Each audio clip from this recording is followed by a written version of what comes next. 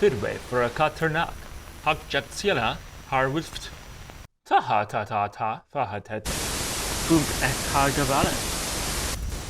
There is nothing wrong with your television set. Do not attempt to adjust the picture.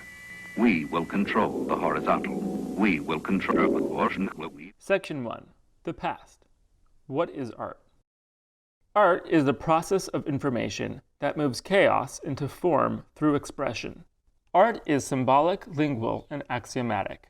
Expressed through mediums, art creates composed subsets of possible states in order to convey meaning. Composed subsets are symbols. The meaning is the use. The symbol suggests an ought and an ideal based on experience, expectation, and preference. We naturally complete the circle. Artists play with expectations and rules, creating new patterns. Art uses the tools of rhetoric, ethos, who you are, pathos, how you communicate, and logos, the logic of your story. You can expand on pathos to get to medios, basically the command of the medium that you're using. So as art advances, it builds upon past mediums to get more and more specific, and this has a lot of implications for artificial intelligence.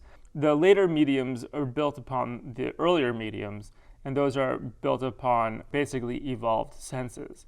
And so what art is doing, it's an organization of sensory input that's moving sensory input away from noise and moving it towards meaning and useful subsets of the base raw sensory data. The beginning of the presentation is nonsense on purpose to show you how what we're seeing when we see an image on a screen is really a very, very small subset of all the possible images. And most of the images that are possible are completely useless. And so we have to remember the base space of possible responses much larger than we're used to seeing, because we really live in very composed realities. In order to get good artificial intelligence, we're reliant on the fact that we're getting this data and this information from a very composed place. And those composed data sources that we're getting, our basic data for training AI, are reliant on the skills and on the work that artists have done throughout history.